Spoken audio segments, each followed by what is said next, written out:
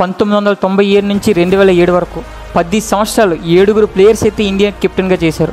2017 నుంచి 2024 వరకు అంటే 7 సంవత్సరాల్లో 9 మంది ప్లేయర్స్ అయితే కెప్టెన్గా చేశారు. బట్ మధ్యలో 2007 నుంచి 2017 వరకు ఒకే ఒక్కరు ఇండియాకి అయితే కెప్టెన్గా చేశారు. తన్నే మహేందర్ సింగ్ ధోని.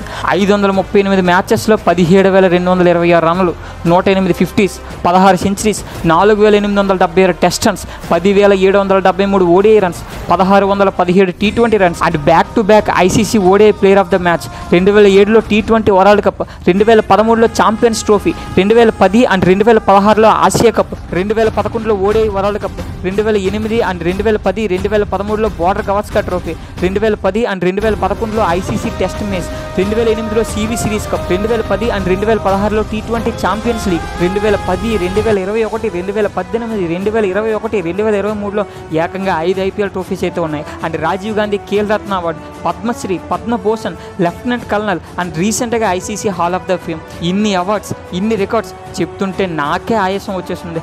అలాంటిది అలవోకగా చేసి చూపించాడు. That's why there is a reason why we say Thala for a reason.